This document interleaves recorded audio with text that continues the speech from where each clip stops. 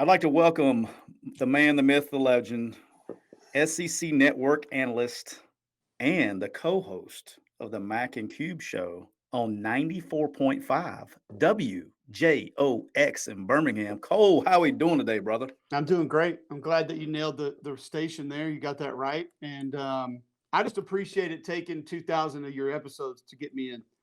And finally, you ran out of coaches to have on. And so you figured the guy, we'll go back to the guy that I've known since 98. And then now we'll roll him in. So no. See, what we got is me and you are fixing to get cut loose on this Auburn deal in a minute because I was trying to wait till the end of the saga. The soap opera came through. Okay. Oh, there's an end?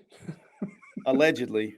It's what I know that since '98, I guess the soap opera's longest running soap opera in the SEC, maybe. So did not start in '98. That's when you and I found out about it firsthand. Okay. But that thing's been going on a lot longer than that.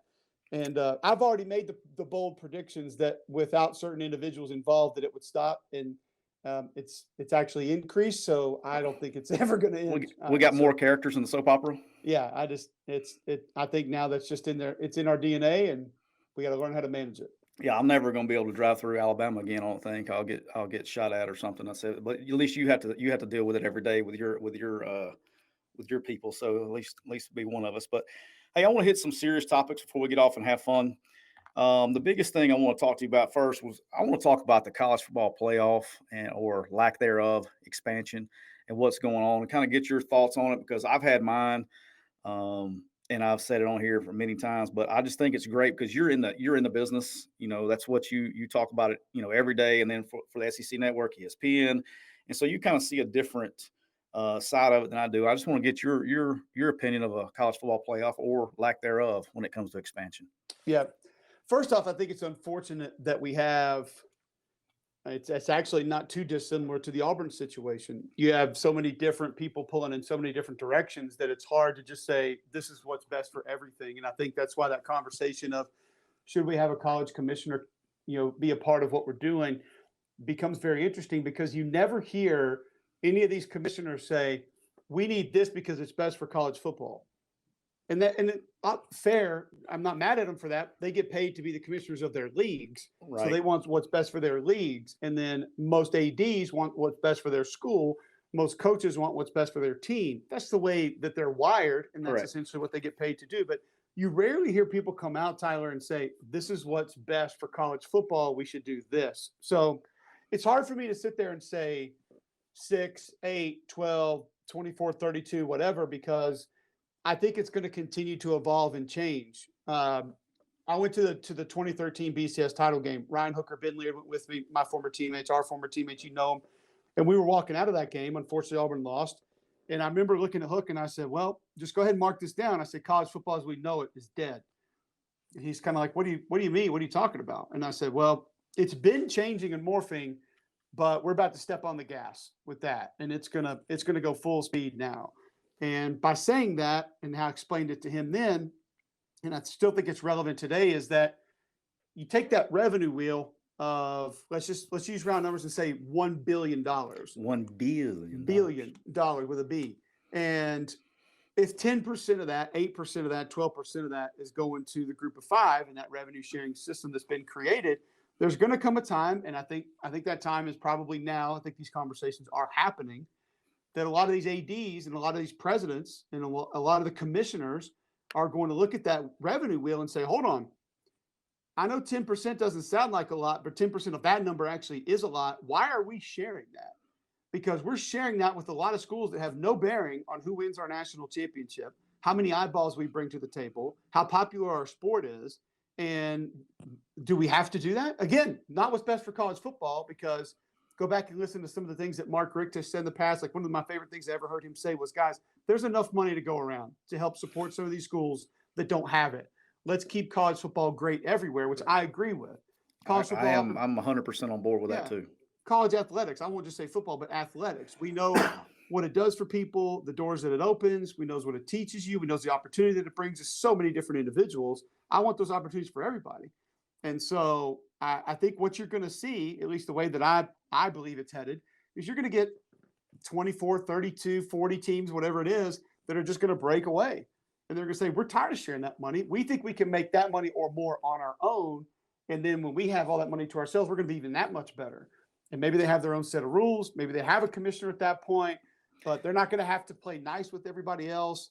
And then the group of 5, if that's what we're going to call it then, because it'll probably be like the group of 12, is going to have to sit back and say, okay, how do we function? What do we do? Because they're clinching to that 8, 10, 12%. I mean, they're on life support with that and have been. I had the same conversation with the FCS folks last spring because I was an advocate after I called Sanford games in the spring. This needs to stay here.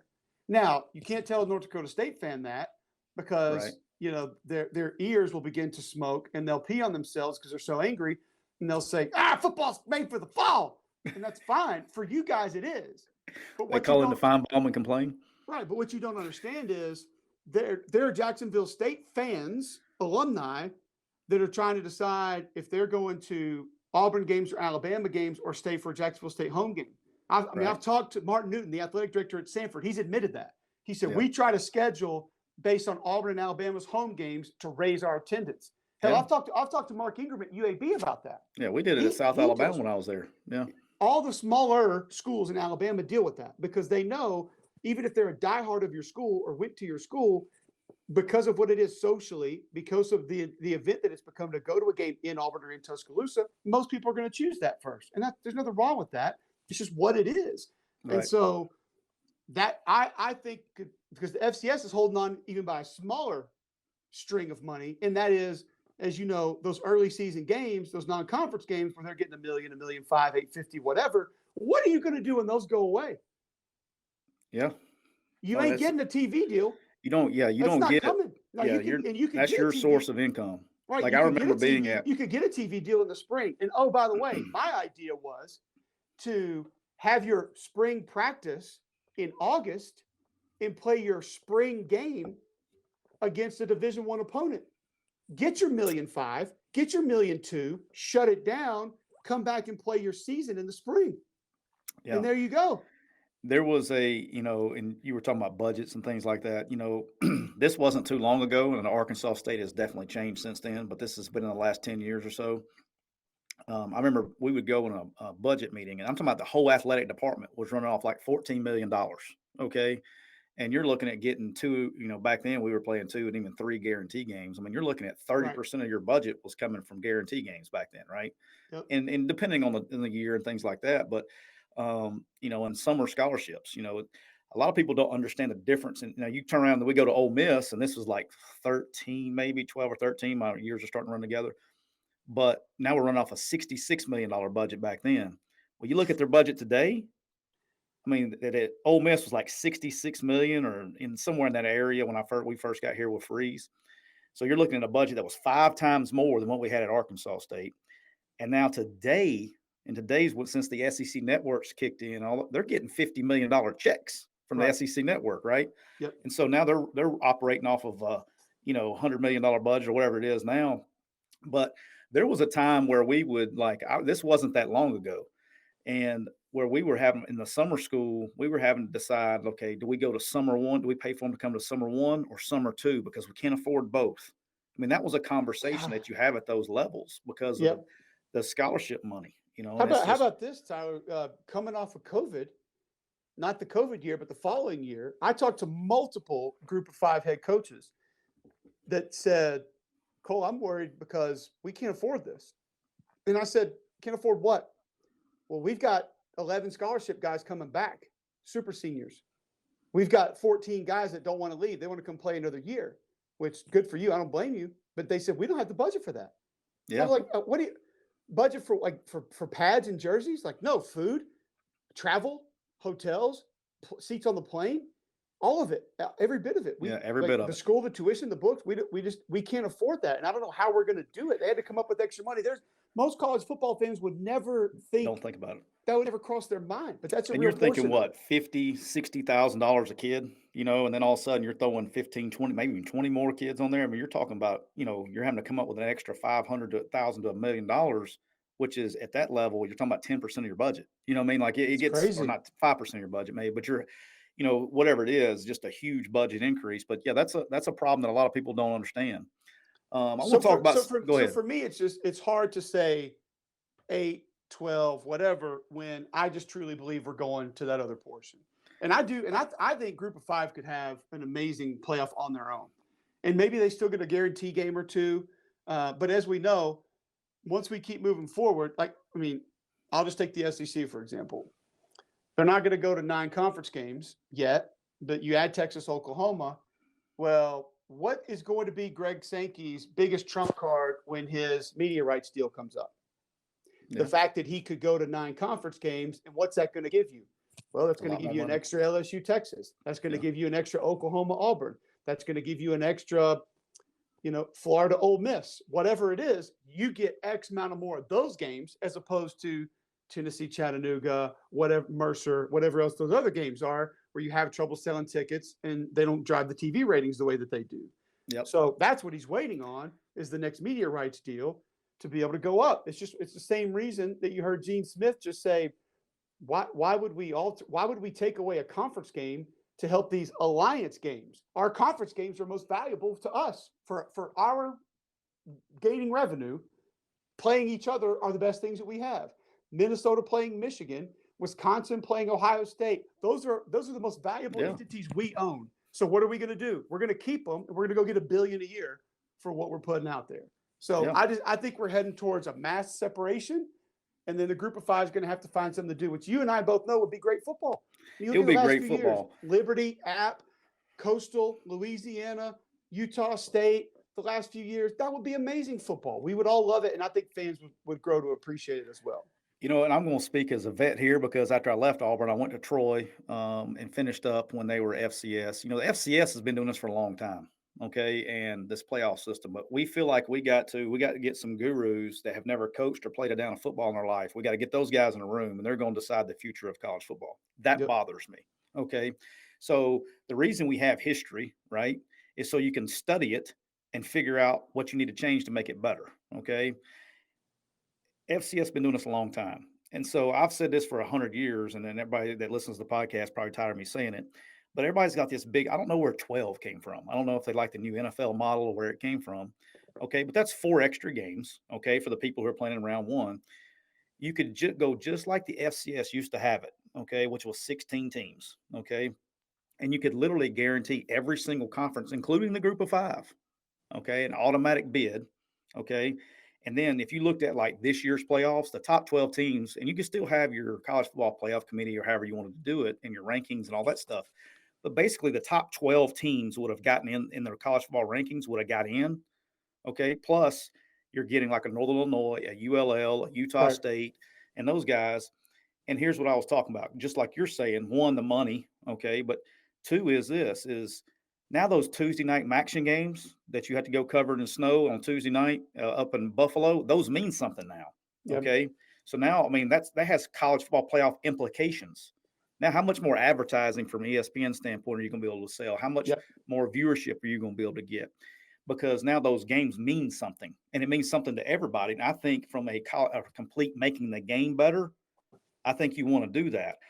I know that's what we don't have. That's what we don't have is a guy walking around saying what's best for college football. Correct. And so that's don't have that guy. Yeah. So that's the problem. That leads up to the next thing is, do we need a college football commissioner?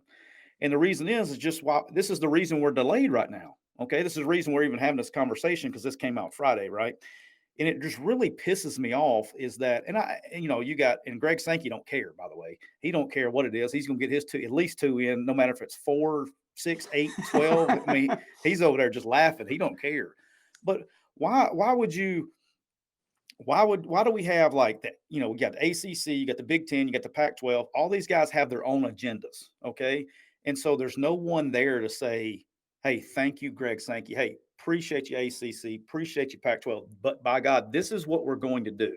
Okay. And until that happens, we're just kicking the can down the road, because everybody gets pissed off and they take their ball and they go home. Nobody wants to work together. It's like politics, man. They're trying to just push their own agenda.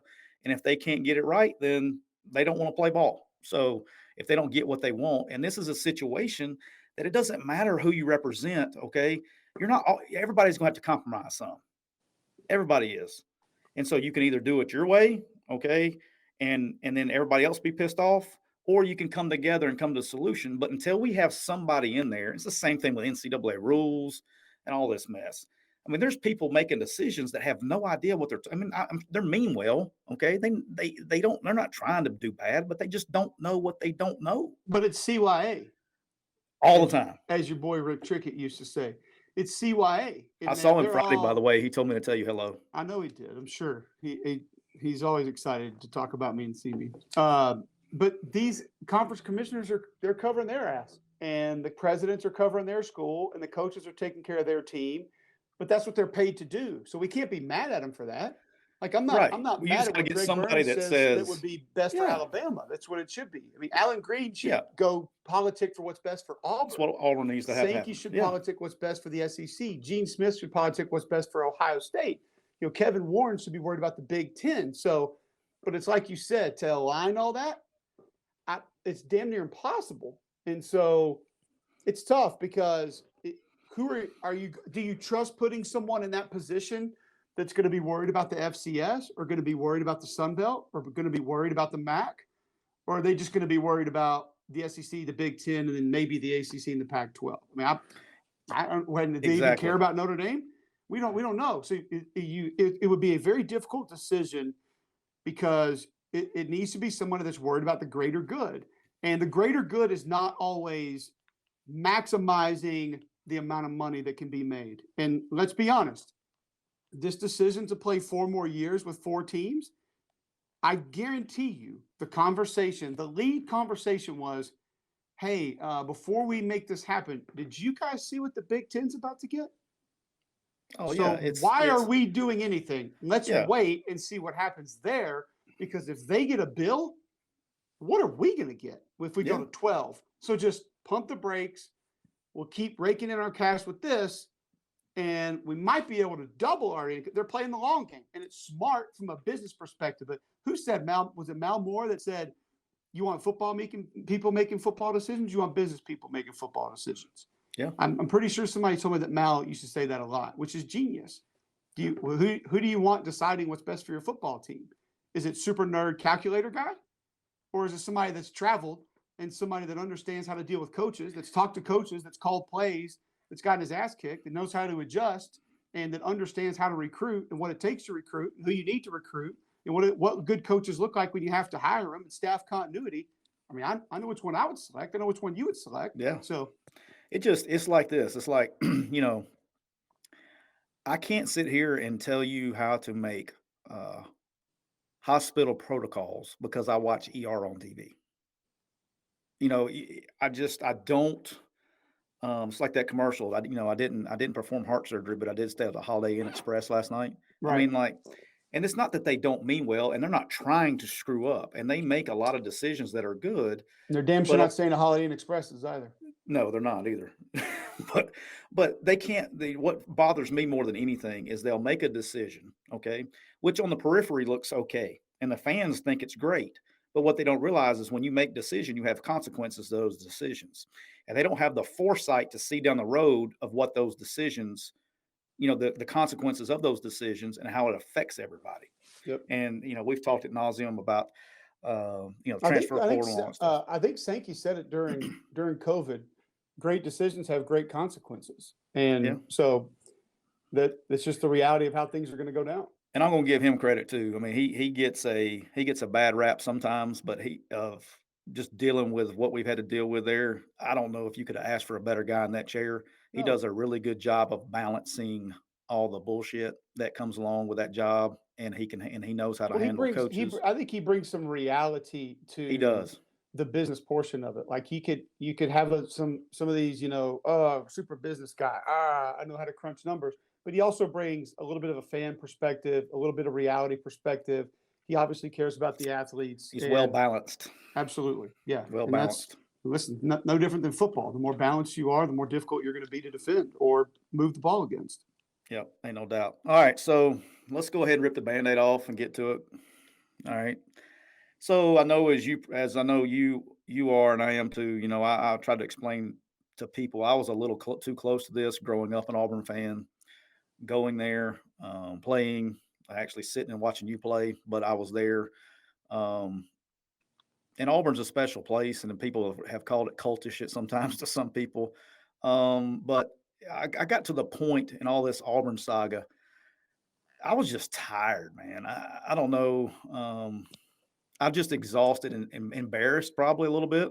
Yeah. Um, Probably where I'm at is just embarrassed by how an organization, and I'm not talking about the football athletic department, I'm talking about the influences of the organization on the outside and the things that they try to do to make decisions. So I'm just going to spill it to you. And I think we've had a brief conversation about it, but I'm just curious to, as you know, as the daylight ends or soap operas or whatever they're called, as the world turns, what's your opinion on this Auburn deal?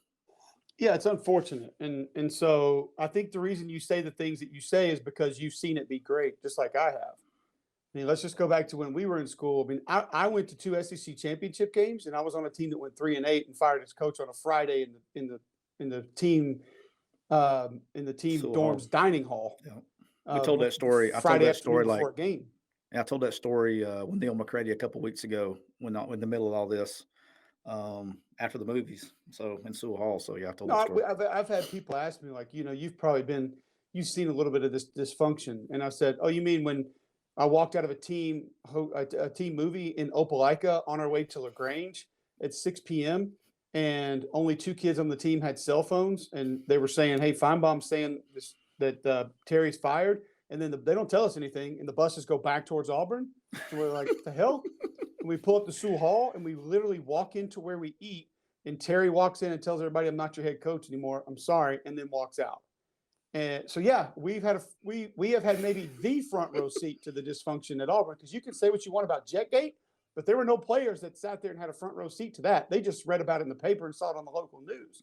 We sat there and had to be taken back to our dorm to sit in the dining hall for our head coach to come in and tell us he was fired. And then Rodney Allison followed him out because he had enough. He's like, screw it.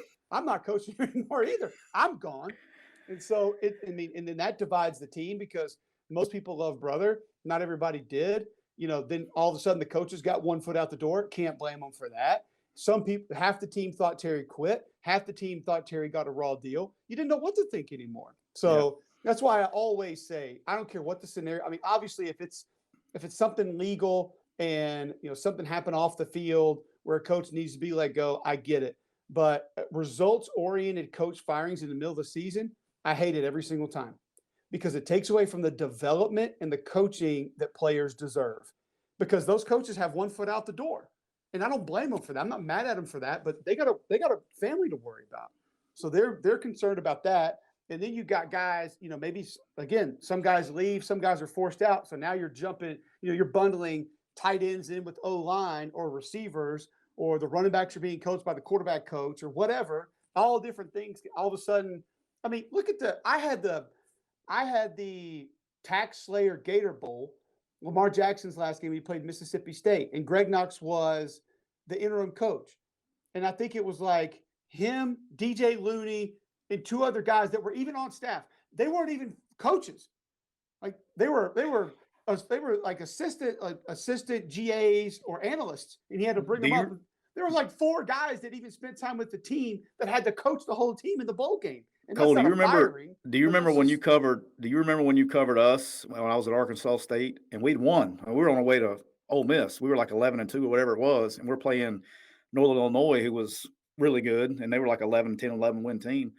But Hugh had already gone, and they couldn't come back and coach, and so we had like 4 coaches that whole. And the game wasn't until like January. It was the day before the national championship game. So for 6 weeks we were coaching with 4 coaches, and then the AD was so kind enough to let us to hire outside coaches. Like, what am I going to do? Teach this guy the system? And he's going to coach ball in 2 weeks? I mean, but you remember that we went through the same thing, and hell, we were winning. We didn't get fired. We had won. And so when you get guys that are fired, I think it takes it even up another notch, because they're like, what the hell? Out. But back to this Auburn thing, I think the most recent piece of drama, to me, the way that I would describe it is that it was emotionally driven.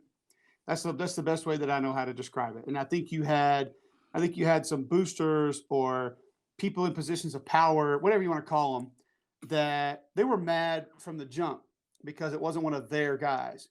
And so they were they're a little bit beat up. Their feelings were hurt from the get-go. So that's 10, 12 months of just fuming. Well, then all of a sudden, you get a coordinator that gets let go, and he does his exit interview, and he's mad. And so he says things that aren't nice because, hey, some people don't like each other. I don't like most people, but some people don't get along, and that's okay. You don't have to like everybody, especially to work with them. And so, like, I've worked with guys in the past that have said, we're not even friends. And I was like, I don't get paid to be your friend. I get paid to work with you. So I'll show up and do a radio show, and then I'll go my way. You go yours. That's not hard. Like, not all these coaching staffs hang out. You know that. So he comes in and he didn't have a good experience. Okay, good. Well, that gets everybody's feelings going again. And here come the emotions. And the emotions are starting, they're churning the coals, and the fire's coming back up. Oh, then we get a kid that transfers to a school that never played, and he did not have a good time. Oh boy, now we're mad about that. He must be mistreating everybody because kid transfers that never played. Oh, they don't know what they're doing. This guy can't coach because player A, who couldn't get on the field, he's angry. So, but then you get guys that are on the team that are coming out saying, whoa, this is exactly what we needed. Well, hold on a second. And not just white guys, by the way. And I don't like to take it down that road, but that's what people tried to make it. But you had different guys of different ethnicities on that team that were saying the same thing. Wait a second, man. This is what we had to have. Like, we needed this at that point in time. And I thought Smoke Monday said it best. And I'm not saying that I agree with this exactly, the connotation, but Smoke was like, hey, was it my best experience with Brian Harsin? Probably not. Like, the guy's never spoken to my parents. But he's a damn good football coach. He's exactly what our team needed. Which, like, I talked to Gerard Powers the other day, and he's like, that's what it is. It's not all going to be fun. It's not all going to be happy-go-lucky. Like, I don't think Terry Bowden ever spoke to either one of my parents when I was in school at Auburn, ever. I know Tommy didn't. Never. He just called me by my number. I mean, why do you think all you people he didn't know where I was from, though. Hey, all you people that are watching this, when you see NFL training camps or football fall camps, and there's a piece of tape with the kid's name on the front of it, that's not for the equipment people. It's because the coaches don't know who the hell they are. That's why that is. So I feel like all these emotions got going, and all these people got super angry, and they said, now's our chance. Let's get him, because now's our shot. We'll get him out of here because we're mad, and he's not nice to kids, and he's mean, and he's mistreating players. And so they got all the emotions got fired up. Hey, do you call in to Feinbaum as like Bill from Boise or anything? I probably could and get away with that. But they know my number, so that's a bad idea. Yeah, that's a bad idea. So I think that, everybody gets fired up. We know that emotions can push you in directions where you make rash decisions, and you don't make the best decisions for people. So I think then you start leaking some things to the media. You start telling them this thing's done. We're going to get it done. We've got it done. So then they place all these facts in front of the legal team. And I would assume that they laughed them out of the room and said, I don't know if you guys are aware of this or not, but we can't fire people because we don't like them. At least for cause. Is that not in the calls contract that you think that's going to be in the next Auburn head coach's contract? Like, if we don't like you, we can fire you with calls. Yes. Clause 18F23-1. If don't like, can fire. Yeah. But I think the legal team looked at it and said, yeah, if you would like to pay him 18.4, gladly say that you hate him and give him a check, and he'll be on his way. That's what it's in there for. Nine of that will be due in 30 days. So have that ready. And then you got to come up with $250 a month or whatever it is for the next 24 months. I don't know how they would have paid it out, but like to me, next lifetime. To me, that's how that entire thing got going. Is a lot of people got emotional. They churned up a lot of BS.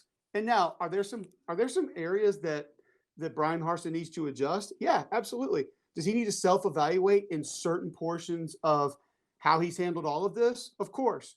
This is new for him. It's probably a little bit more than he anticipated. It is that's why the SEC hiring process is so incestuous, is because there are a lot of guys that come in and get blindsided by all of these portions of it. Now, not all of these schools operate the way that Auburn does, but there are a lot of it can swallow you up, man. So he's got a little bit of self-evaluation to do, and I think he knows that, and I don't think he has a problem with that. But he's also painted into a corner now based on how they handled this situation. Yeah, and here's where I get pissed off is you hire the guy to do a job, let him do the job. Yep. You know, a lot of Because we people know he can coach. You know he can coach. ball I coach. know he Okay, can the coach. guy can coach ball. Okay, the guy can coach ball, and everybody's like, well, he's not recruiting. Well, how do you know? How do you know the people who are saying he can't recruit? How do you know? You know, now you can ask people that know, and they can tell you why. But the average fan and surely the boosters, now they're not buying they're not cheating. I can tell you that. I know that for 100% fact. He's not cheating in recruiting. He is trying to do things the right way.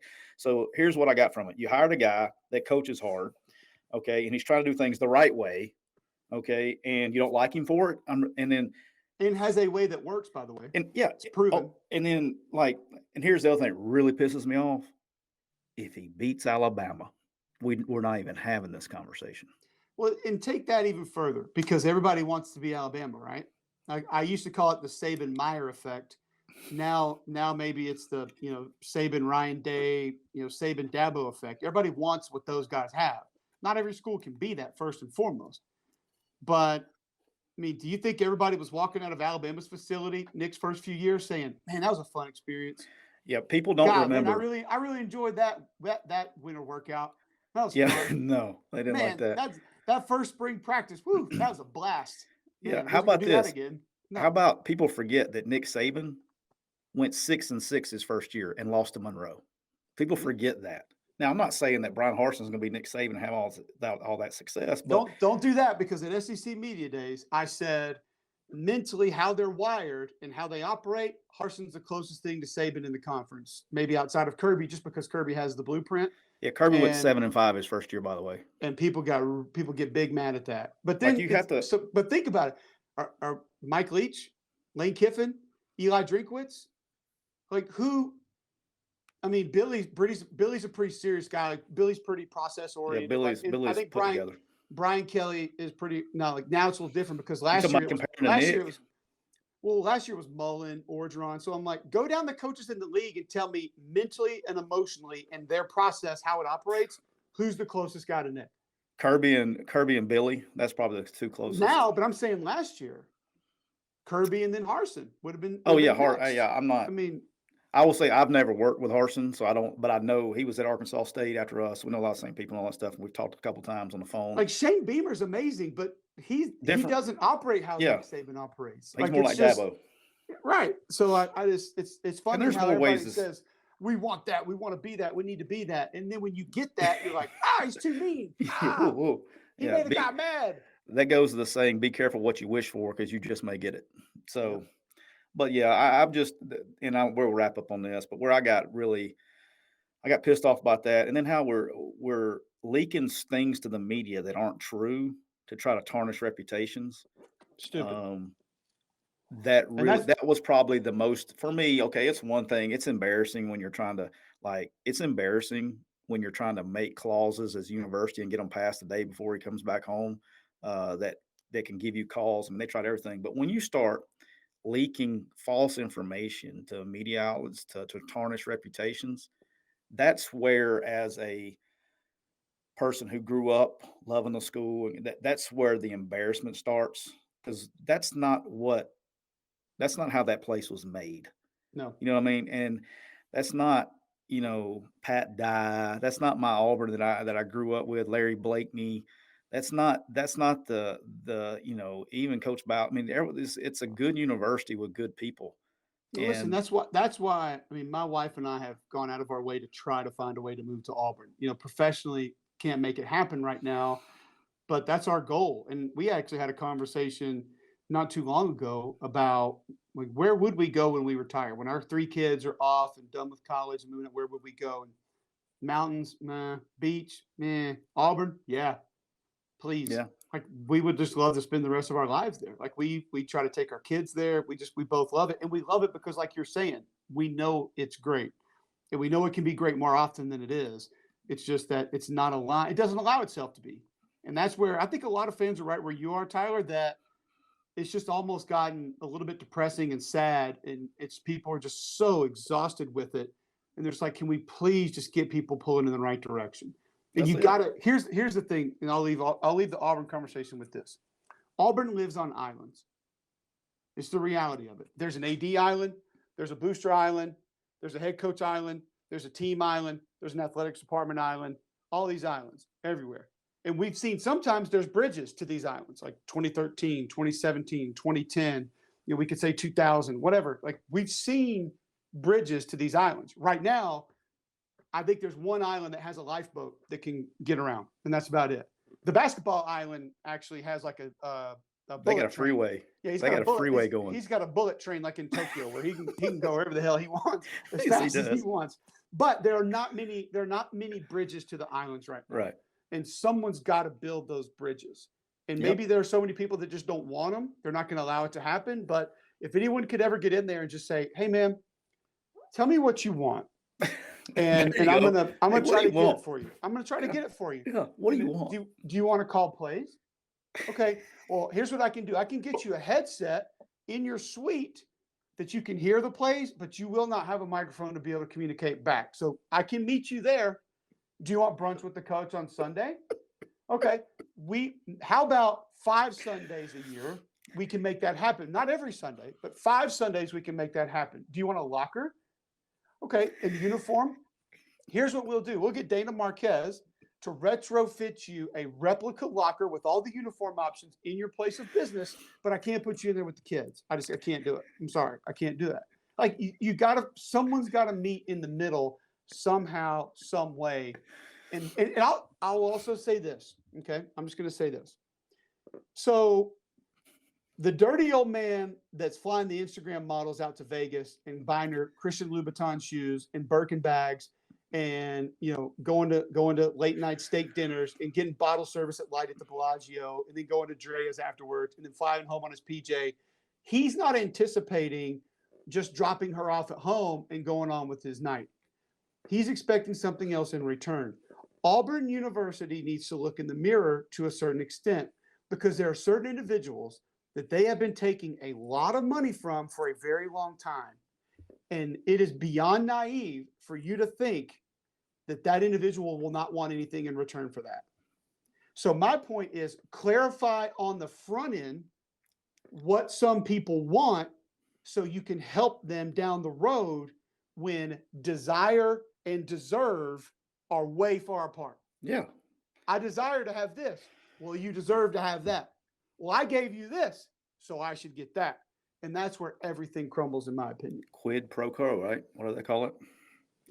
And we didn't. I think what I was describing would be called something else, but hey, I'm trying to make this a family show, even though it's not. You know what I mean? I'm sure all the teenagers are loving the college football playoff talk. Yeah. Yeah. So my mom. If we were doing TikTok dances, you probably hit a bigger audience. Yeah, we should do one. I'll let you start. Get Raquel to pull up a TikTok dance, and you guys can learn it. And then we'll let you start though. We'll let you demonstrate for us. I got none of them. I tried to learn the damn Applebee's song for a dance contest with my daughter, and I looked at my wife like, "You owe me big for even trying to attempt to do this because this is awful."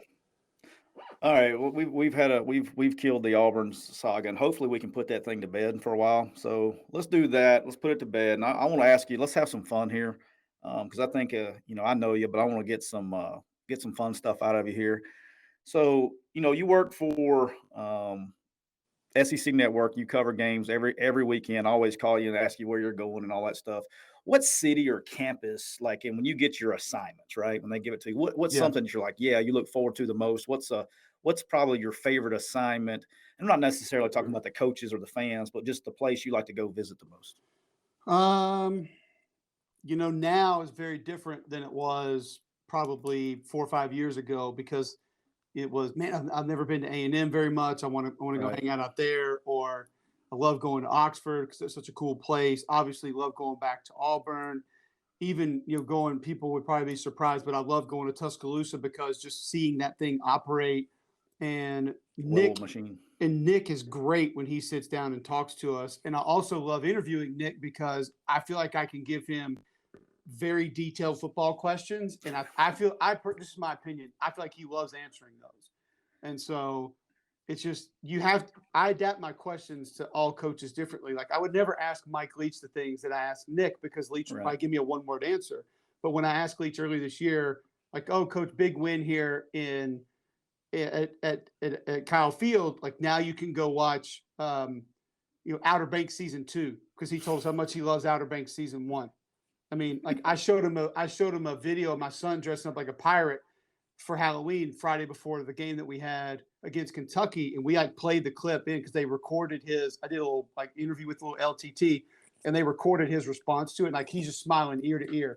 He's like, "Oh, your son's gonna go far in life. This is incredible. I love it." And so, like, What do you think? but I would never show Nick Saban my son. Yeah, what do you think like Nick would have said if you showed it to him? How If you showed fast Nick is the he? same picture? How fast is he? How far can he throw the football? Like, why should I be interested in this kid? Hey, you know the great thing about Nick though that people don't realize is like all these coaches are very protective, like NFL scouts coming in or all that stuff.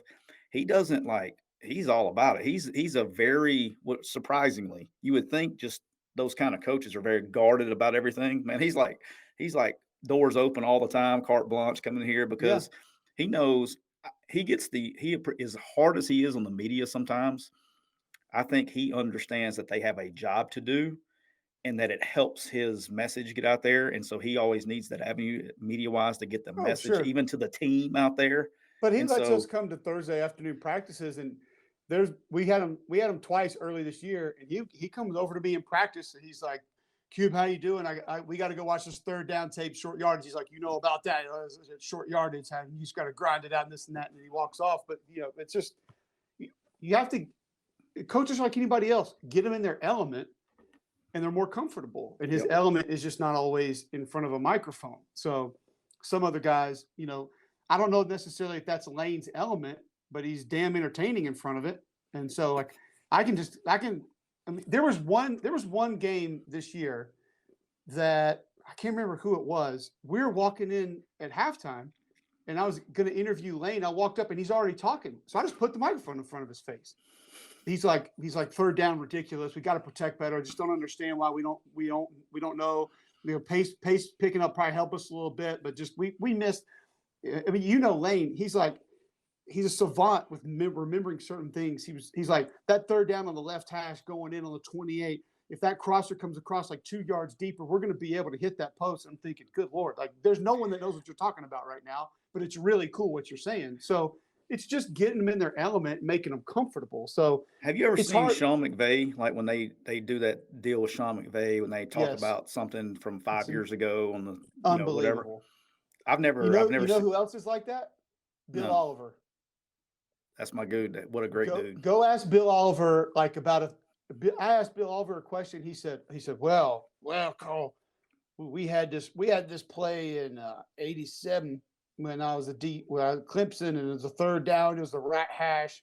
It was 3rd and goal, and on the previous play, I called 8 kick a rock, and we brought I called corner crash on the next play, and that corner was a little bit too deep, and they snuck it right up under there on the whip route, and they got us. And I'm thinking 80. I mean, it wasn't 88. Yeah. It was like he knew the we game, wasn't the even born. stadium, everything. I was just like, good Lord.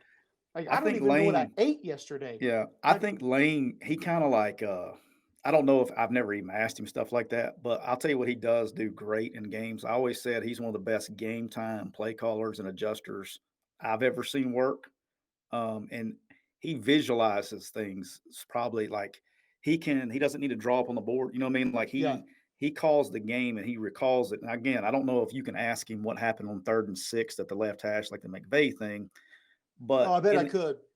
probably could. I mean, I've never actually tried it, but the one thing that he could do probably better than everybody is just call the game. I mean, like Right. he knows the flow. He knows when guys are going to be open. When he does his throw the clipboard, or he's been doing that stuff for a long time. He knows pre-snap if he gets what he gets, and that's what he's going after something. And well, here's the craziest right. here's the craziest part about that. So he told us, we were just talking about different things this year, and we had the Vanderbilt game there, and Tom and Jordan did the game on the sideline with me, and we were telling him about it because we were like wanting extra access, and he actually did it during the game. There's a couple of times he like reached over and said fade or corner route, like he was telling us what they were going to do. But when we told him, he looked over at Tom and Jordan and he said, why would you guys want to do that? He's like, it's the worst view in the house. And he looked at me and he said, I don't know how you do it, man. I don't know how you watch the game from down there. He's like, I freaking hate it. Yeah. And I said, Coach, I'm with you. I said, there are so many things that I want to see that I can't see. So think about what you just said. And he also hates the way he has to watch the game from down there. Now, We I'm not did. talking about being around players or anything, but just like what he sees. He Yeah, well, told us. I hated it too because I'm But, short. Now, he's actually taller. He's got me about so he right. can probably see some things, But but obviously it's very hard to see down there.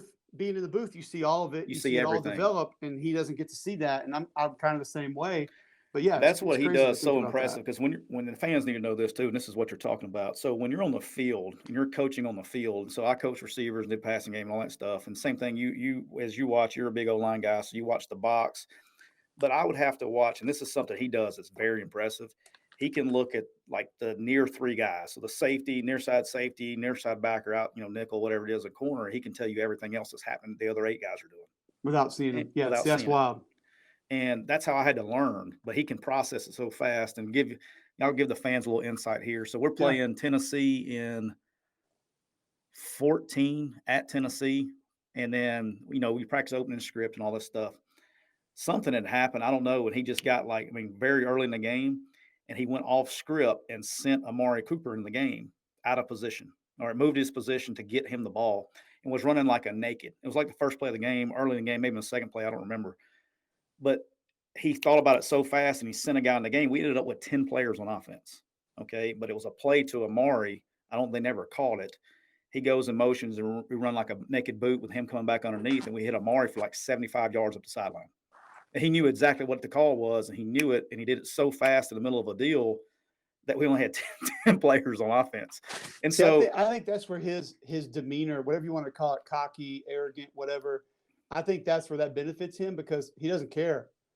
yeah, And he just believes it's going to work. He's like, oh, let's just try it. And it'll work. But to answer your question. Yeah, sorry about that. It's all right. No, it's a cool conversation. It's gotten very different recently because when I get a game in Starkville or Oxford or Nashville, or first off, I just want the best game every week. I don't care where it is. I want the best game. But when I get games that I can drive home Saturday night and be home and be around my kids earlier Saturday night or I won't see them Saturday night, but be around them earlier on Sunday, that's always cooler for me. But I got places and people that I love seeing in every SEC town, every single one of them. They're all great for different, like Columbia, South Carolina. That's where my relatives live.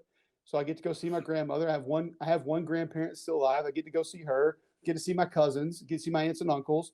They all live there in town. So that's always cool to go there. But I grew up going to games there. My mom and dad went to Carolina. So it'll always be a place that's a little more special to me. So I got different reasons to love every town that we go to. All right. What is there a restaurant at any of these stops that you prefer? A restaurant. I mean, yeah. Auburn, you got to go to Acre. Auburn, you go to Acre. Oxford, too many to choose from. I mean, you saw my. Got a lot of Oxford people listening. This is going to be a critical answer. You may gain some or lose some here. I'm not going to go against my guy John Kearns because you saw my SEC Nation hit that I did with him at Big Bad Breakfast, which I could eat Big Bad Breakfast 3 meals a day for 1,000 straight days. It's just that good to me. But how do you choose? Snack bar, City Grocery, whatever. I mean, Ajax. It's just that's one of those. It doesn't even matter. Just get us to one of the ones, and we're good to go. That's a very good answer. You kept all your followers from Oxford. That's a very good answer. And then if you want to roll out to Taylor Grocery, obviously that one's also amazing experience. But like Chuck's Fish in Tuscaloosa, Tony's is our spot in Lexington. Dragonfly Sushi in Gainesville, incredible. And the Republic is our spot in College Station. We do not venture off from Republic in College Station. We got Theo's in Fayetteville. They take great care of us. Tom Hart drops them on the broadcast. The game was like a 6-hour game.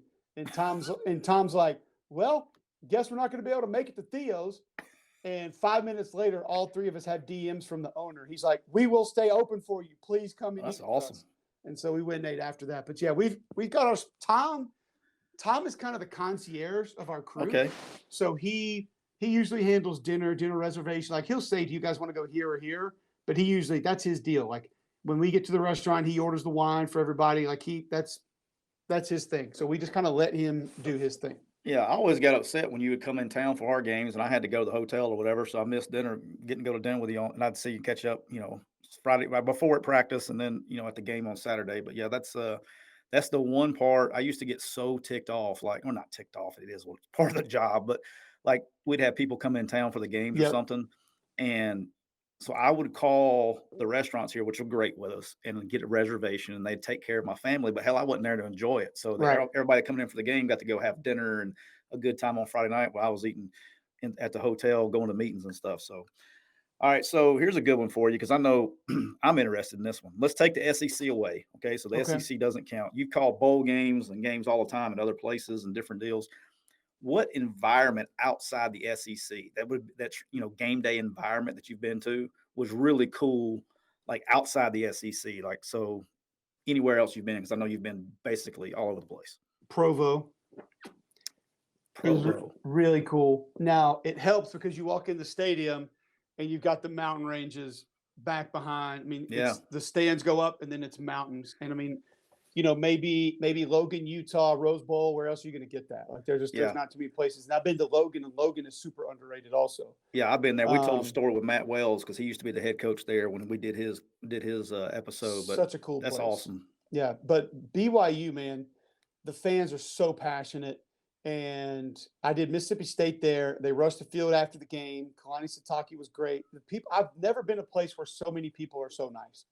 Like everybody on the street. Like if you're Birmingham, Lexington, Columbia, South Carolina, Columbia, Missouri, Atlanta, Knoxville, San Francisco, like people just want to be mean.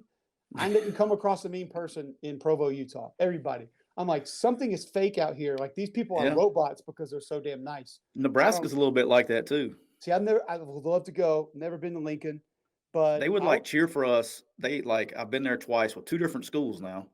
Okay. And the fans gave us standing ovations and like, great job. Like, it was almost like they were are they messing with me? Like trying to be passive aggressive, Right. like, good luck to you.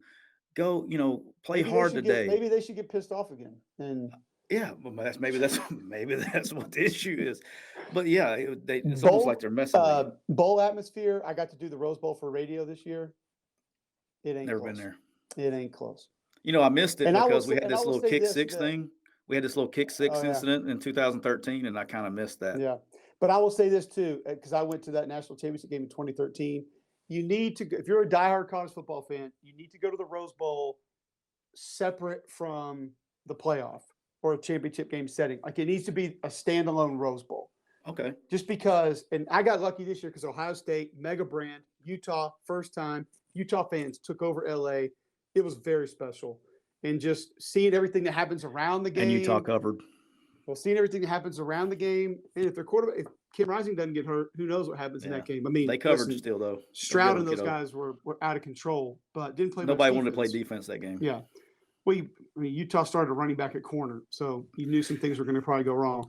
Fair. But that place is special, man. And everybody's like, oh, the bathroom lines are so long. I'm like, pee early and quit drinking. Like, suck it up, Buttercup. Whatever, man. That place is awesome. So bowl setting, I would say Rose Bowl. Home field, I would say Provo, Utah. All right. So you were known. I'll text you. I'll text you like when you're at the game. I'll send you what we're rocking shoes today. You're known for like your shoe game. That's like your thing.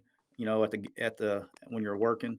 So what goes into your picking your shoes for the game? Okay, what's the process? And B, how many pairs of shoes do you have? Oh, the last time I counted was over 100. And That's when we moved, I did offload a few, and I got a couple that I need to get rid of now. I threw like 2 or 3 pair away the other day because they were getting kind of old. What goes into it? And now I've had a New Balance deal and a Buscemi deal. So obviously I'm wearing those and I'm repping those, but sometimes it's outfit coordinated. I know like with the shirt, tie, jacket I'm going to wear. So do you do that or does your wife pick it out for you? She does everything else. I do the sneakers. Okay. She hates the fact that I have more shoes than she does. So I was going to follow up with that. Do you have more shoes than she does? It's one of our regular quarrels in our household. Yes. And I just ordered like 2 pair the other day, and she's going to be mad when those boxes come. But my thing is, how do you get mad when those boxes show up when we have boxes show up every other day? Every day, dude. Multiple cardboard boxes, and none of them are ever for me. None of them are for me. Dude, my wife leads the NCAA and Amazon deliveries. Yeah, we're definitely in the top 10. I mean, it's every day, man. We've been a ranked team for a long time, by the way, a long time. we're the Alabama of Amazon deliveries.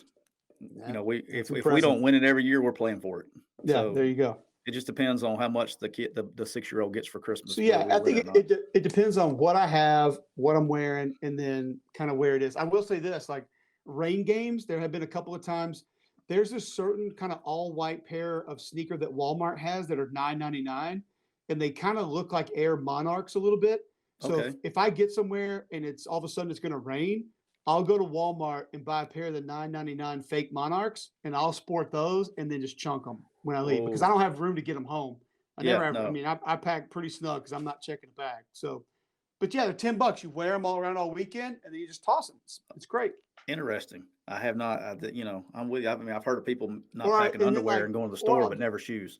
we were in Lexington and we did that whole like '80s deal. I bought like this pair of boots and like two pairs of shoes to wear for that, like all Walmart stuff. Like I took all those clothes and those shoes, and there were some homeless guys down from my hotel, so I just walked like a block and just like unloaded this Yeah. giant like handful of clothes and shoes for these guys that were living on the street and just said enjoy and walk back. And Tom Hart sends me a picture the next morning because he flew out after he was staying for basketball. He went to Starbucks and he was like, They were rocking your gear. the dude they had the gear on. I was like, yes, There I you love go. it.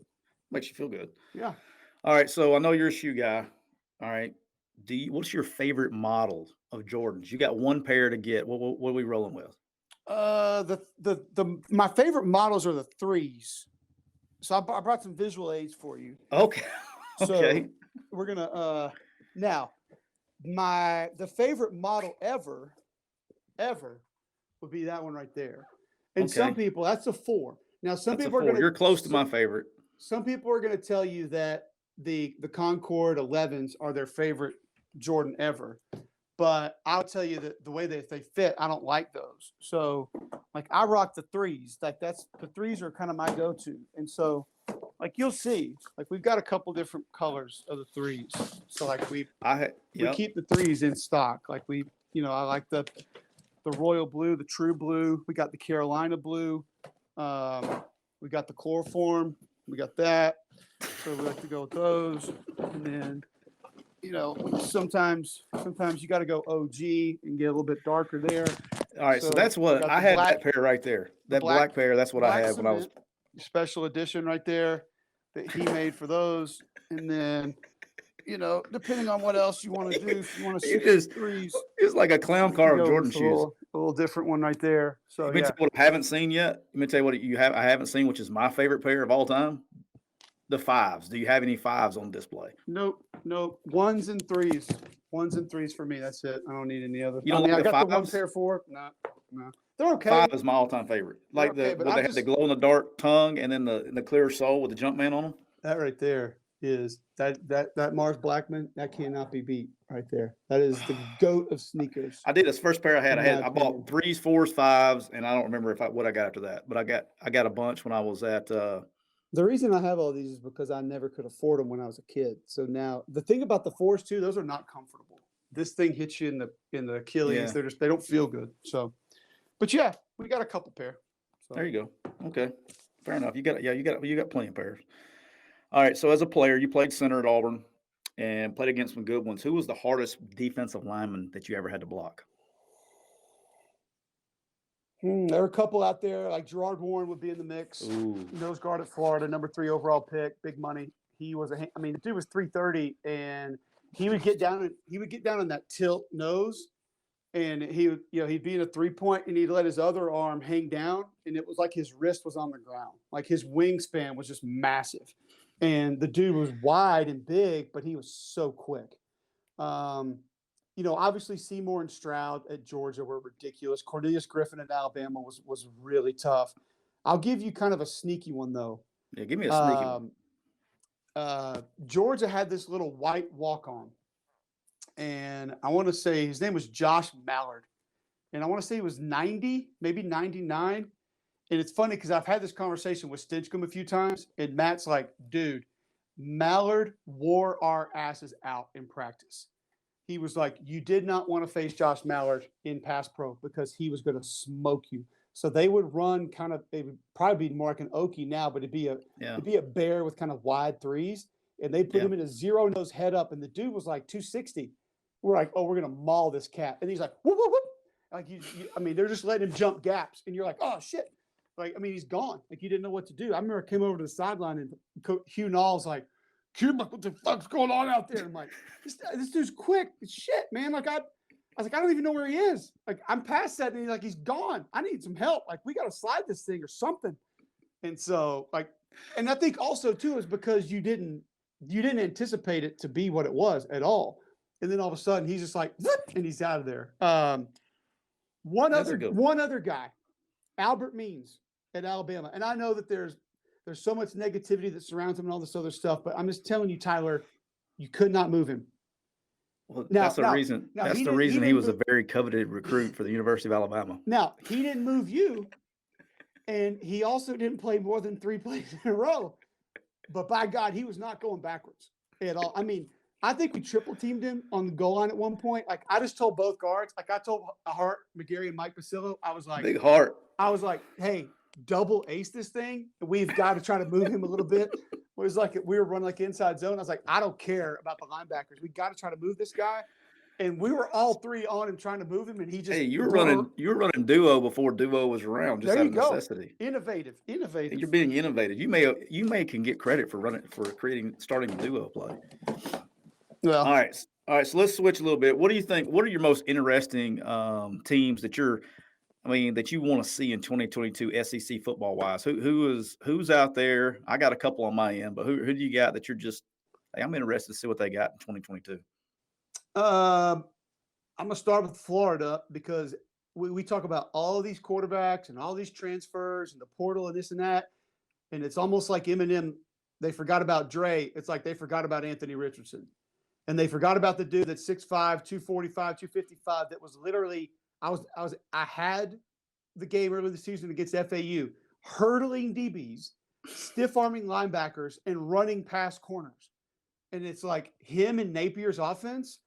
I mean, just go look at the quarterback production. Now, granted, they had the same guy for 7 years, so that guy was playing back when I was playing. I think I don't know. He probably still has another year left. But I literally coached against that guy like 3 times, and I've been changed schools and out of coaching. He still plays. Right, that helps a lot. But I'll say this: like that system's not super complicated. I mean, it's inside outside zone. It's counter. They're going to run some power. But it's heavy bootleg stuff, which is going to give him the option to keep the ball and run the ball. They'll mix in some zone read. They'll have some Q runs. And like the passing tree is simplified for quarterbacks to not have to come in there and learn everything. It's not like Jimbo's offense. So I think he has a chance. So their offensive line is not very good. And I'm a little concerned about the receivers. But that dude in that offense, they are going to put him in positions to make plays. And so I'm really anxious to see how that goes. I'm really anxious to see Spencer Rattler in South Carolina because those guys worked miracles with that offense last year. And I thought the O-line would be better because 2 years ago they were pretty good. It was most of the same guys, but they underperformed last year. And Shane told us that. He's like, we don't get it because we watched these guys on film, and last year they were taking names. This year it's like, what are we doing? Other than the Florida game, they just didn't play good ball. But I'm a little worried about the weapons. I think they're okay at tailback and tight end, but I'm interested to see if Spencer can get that thing going. And then probably LSU just because they still have guys. I mean, they still have guys. Like they got dudes. Mason Smith is going to be ridiculous, Yeah. I still think that they have some legit players, and I'm anxious to see kind of how that thing works. They got a couple of good portal offensive linemen too. The kid from FIU, really super talented player. And then I'm interested to see what Lane can do too. I mean, yeah, Jackson Dart. Okay, woo. I mean, we've seen a little bit. We said the same things about JT Daniels. And we've seen him play 3 games, maybe 4 or 5 games. So It's like, but I like what Ole Miss has done through the portal with the O-line. I think they have semi-addressed some things on defense. There's some pretty big losses that people aren't talking about over there. Yeah. But we know they're going to figure out how to run it. And Levy is amazing. And just like Kendall was amazing. And those two don't get probably as much credit as they deserve at FAU with Lane or at Ole Miss with Lane. But at the end of the day, if Lane needs to call it, he can call it. And it'll be called well. So I'm interested to see, just like with a couple of new receivers, new quarterback, some new offensive linemen, kind of how that thing goes. Yeah. So those are probably the ones that are top of the list for me. Yeah. I think Florida fans will just chill out and let Billy be Billy. They're going to be happy with what they get there. I'm interested, like you with South Carolina, see what they got. And then one you didn't mention that I'm interested in seeing is the Tennessee Vols to see how they come back and build off what they did last year. You want to hear something interesting about Tennessee? What you I got? don't have. I texted it to myself, so it's in my phone right now, which we're on. I don't have it. Have you gone back? Seriously, have you gone back and taken? Because I was with you for a minute, and I was like, man, this is, they got Hendon Hooker coming back. They got, some receivers coming back. Like they lost Cade Mays, but they'll be okay up front. Have you taken a close look at who they beat last year? I mean, I know off the top of my head, but yeah, they're Who's the best team they beat? Kentucky, I'll tell you. But then after that, best team they beat.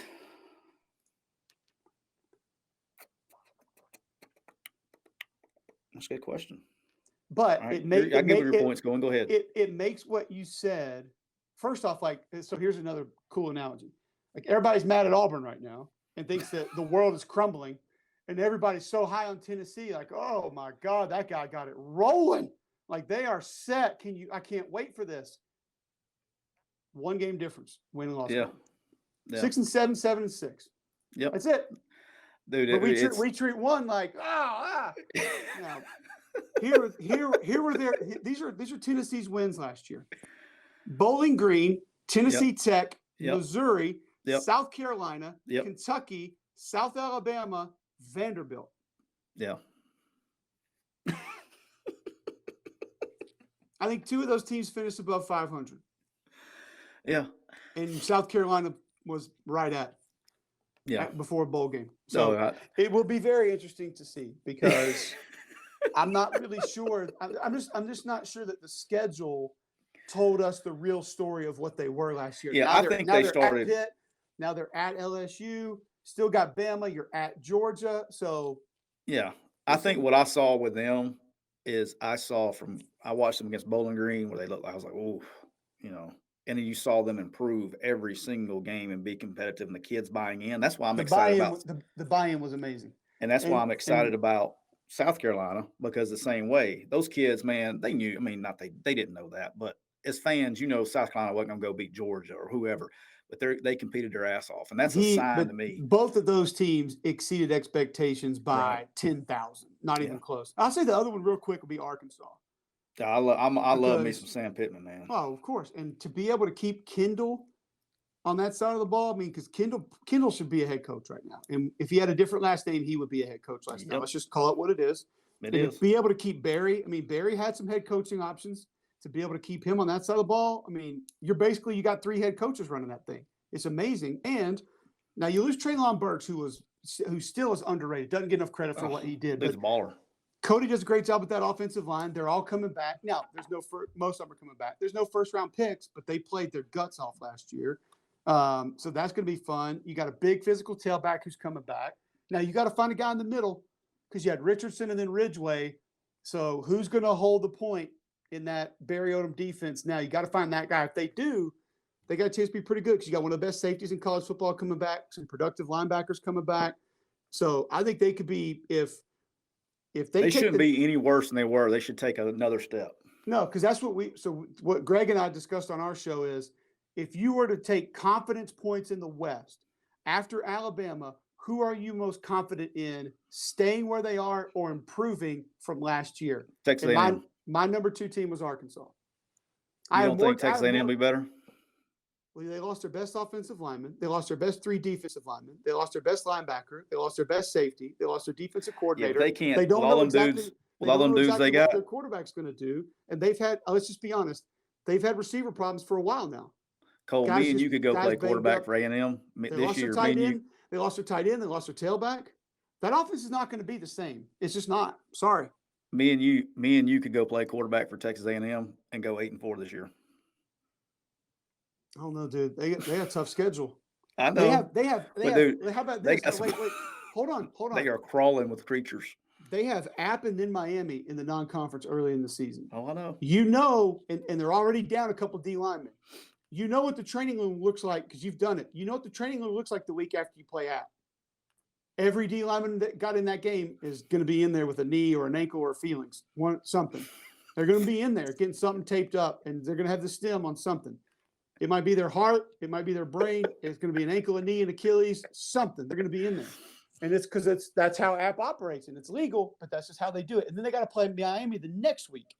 So I'm just telling you, man, they might be – I'm very interested to see it. But I have more confidence right now that Arkansas can stay where they were or maybe be better than A&M stay or be better, because A&M just lost a ton. And I love that staff. They got a great staff. I love Jimbo. I love Damian. I think they got a lot of coaches that do a great job, and they do have talent, but it's just here's the cool thing with like Alabama and some of Georgia. The last few years, we've seen the next wave of guys. So on the offensive line, they've done some of those young guys had to play. Like their center played over skis this year. Fatherly played really good ball this year. But on the D line, I haven't seen really, outside of 35, I haven't really seen the next wave of guys. Well, in Alabama, you usually see the next wave of guys. At Georgia, you see the next wave of guys. So I haven't seen enough of the next wave for A&M to be super confident that they're going to be what they were or better than last year. All right, we're going to flip the script on you right here. What freaks you out the most or scares you the most? Do you have any phobias? Because, you're an offensive lineman, tough guy. You've always, but there's got to be something. What scares you the most or freaks you out the most? Well, first off, it's all these Jordans being out and getting dirty, or the kids doing something. That's why I keep reaching over to, for some reason, clean them. Intruder paranoia. Intruder paranoia. I have legit intruder paranoia. It drives my wife crazy. Every noise I hear in the middle of the night, I think somebody's trying to break into our house. Do you pop up? Are you a light sleeper? I'm not a very heavy sleeper, and I have had a few. I've had to clear the house while armed a couple of times. Yeah, that has happened on a regular basis. Okay. So, we have cameras. We have an alarm system that's on. Do you have cameras inside and outside? No, none inside. We have one like in the baby's room, but But no, even with the cameras, I'm just like, somebody found a way to sneak in. I gotta go check it out. That's it. I don't really have I'm not scared of heights. I'm not scared of snakes. Alligators? I'm not afraid of flying. What about sharks? I actually had a pet alligator when we were at Auburn. You sure? Why would you do that? It's a great question, because it bit the shit out of my hand on a regular basis. That's like Antoine had the snake, Antoine had the python or whatever, and then you go over his house and he couldn't find it. I was like, that's not cool. I'm not staying. I'm leaving. He had an apartment over at College Park, and I'm gone. See ya. I'm out. So yeah. All right. Intruder paranoia. You and my wife would get along great. I had to explain to her on a daily basis that she's like, somebody's broken, the grill cover came off the grill in the backyard the other day. This is like last Thursday. And she's like, somebody's been in our backyard. And I said, what did you think they were doing? They just want to come over and grill some steaks in the middle of the day? Or could it be that we had 40-mile-an-hour winds today? Which one's more likely? Right. But yeah, I have to have, she freaks out about that stuff too. So I'm with you. And she's always, I can sleep through anything. So I get elbowed to go check the house and don't get any sleep sometimes. So, yep. All right. Interesting question for you right here. You could pick any SEC coach to go have dinner with. Okay. Oh. Okay. Who are you going to have dinner with? You get to pick. You get one coach, one dinner. Who are you picking? This will change almost daily for me. Okay. And some of it would depend on the mood that I'm in. All right. Today, right now, who are you having dinner with tonight? Brian Kelly. And the answer is simple. I don't know him. Because you want to get to know him. Never been around him. So that would be the most advantageous selection for me for what I do and what I'm going to be doing. Fair. I need to sit down with him and just talk football and talk life and just kind of see why you dance with kids and why you felt the need to have a Southern accent in Cajun country. So. Oh, you can tell you have an Alabama Auburn show. Well, listen, the dude won 10 games 5 years in a row at Notre Dame. He's going to win. Yeah, he's obviously a great coach. And I just want to know, like you mentioned Billy earlier, we know how Billy runs a program. Yeah. I know how Nick Saban runs a program. I know Eli personally. I've been around Harsin. So I've been around Lane a good bit. Now I could probably be around Leach 100 times. I'm not sure I would know him technically, but he would be the most entertaining. There's no doubt about it. So, but right now it'll be Brian Kelly. Yeah. Like Jimbo, I don't know how much I would get in. Like, would I get a turn to talk if I ate dinner with Jimbo? I don't know. You But already know Brian, that answer. yeah, it'd be Brian Kelly right now. But like, I would love to have dinner with, I'd love to have dinner with Nick and just ask him, I don't think you understand sometimes that some of the things that you say that you expect people to understand, those things didn't just happen. I need you to explain to me how you got things into a position where you were able to make those things happen.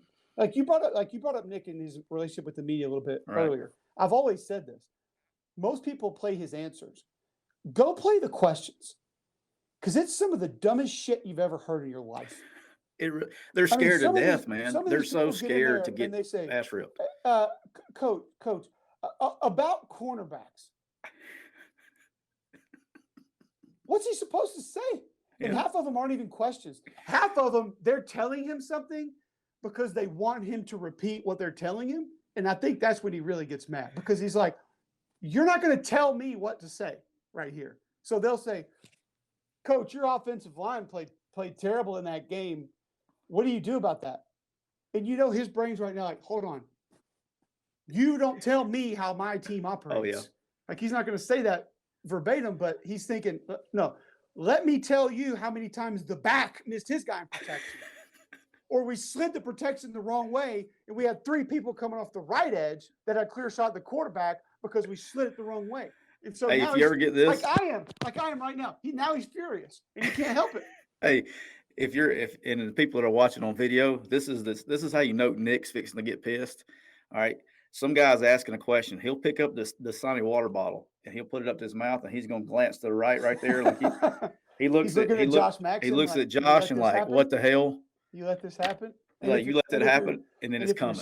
And if you're sitting with him in a more relaxed setting, and the leg starts tapping, oh yeah, he's gonna have his leg crossed, and he's gonna start jiggling his leg. If that leg starts tapping, he's about to give you something really good. Yeah. Or you're gonna feel really bad for that. Yeah, one or the other. Something's happening. We were in a players meeting one time with him, or not players meeting, but a coaches meeting with him this past year, and Tom Hart asked me, he told me he was going to ask this, and I said, listen to me.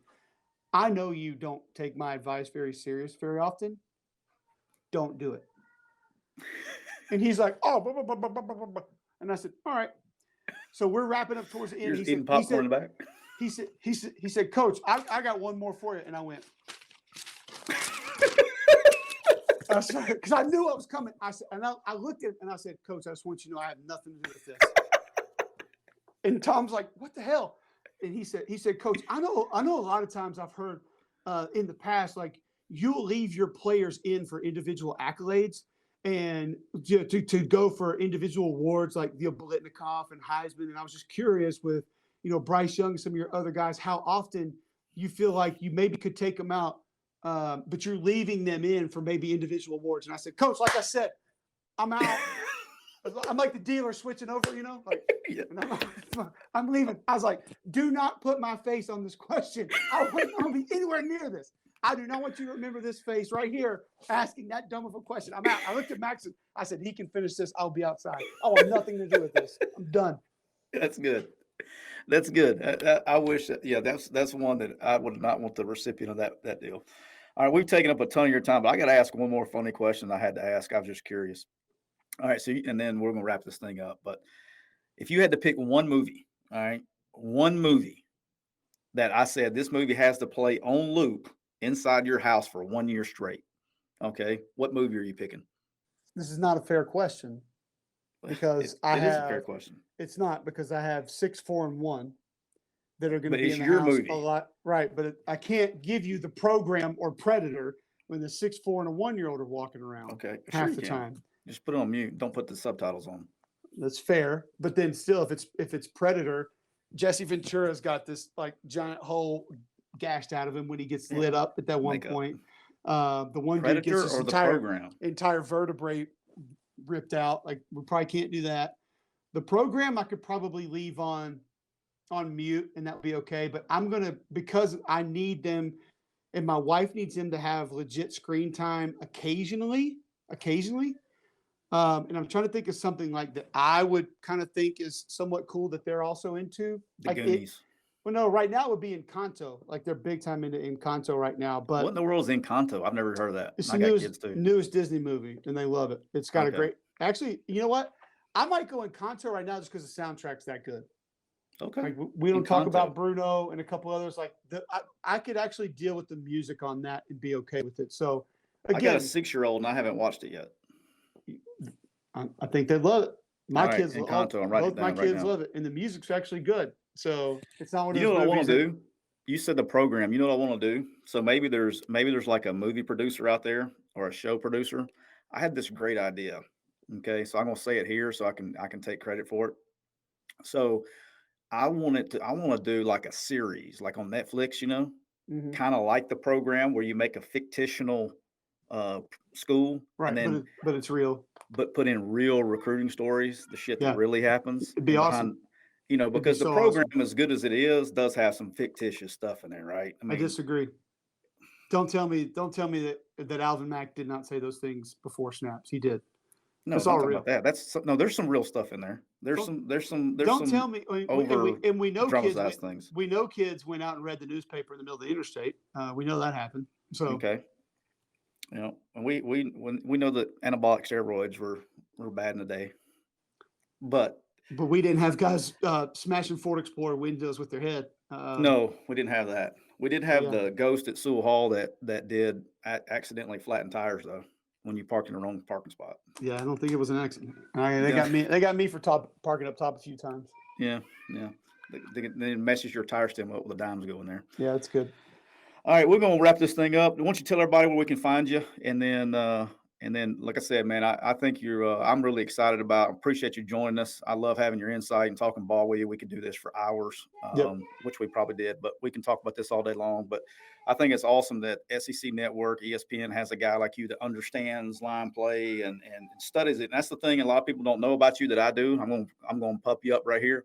You study the game probably more than any analyst I've ever been around, and you're always sending me, you'll send a video and say, hey, even if you study the game and learn the game, and you continue to do that. I think that's awesome. I wish more people would do that. I think you do a hell of a job, and you're one of the very few that I actually will listen to when you guys are on the broadcast. The rest of them I turn down, but I appreciate the hell out of you, brother. Tell everybody where we can find you. At QwikCut, Twitter, Instagram. Like you mentioned before, McElroy and Cubelic in the morning on Jocks in Birmingham, 7 to 10 a.m. Central, jocksfm.com. Tell your smart speaker, listen to Jocks or play Jocks or enable the Jock skill. And there's an app, search WJOX. You can listen that way. We always appreciate it. We got a pretty good college football following, people from everywhere tuning in. So that's what we're trying to build. And like you said, SEC Saturday nights, SEC Network in the fall. Me, Jordan, Tom, hopefully back again for year 6. This will be together. Yeah, it's been a minute. Yeah. Awesome. Well, Cole, appreciate you, brother. Appreciate you guys. Thanks for having me. I'm glad I made it in your top 3,000 before you got to your 3,000 podcast. Really, you got me on. You're gonna let me remember that one, huh? Hey, real, keep it real. Appreciate you.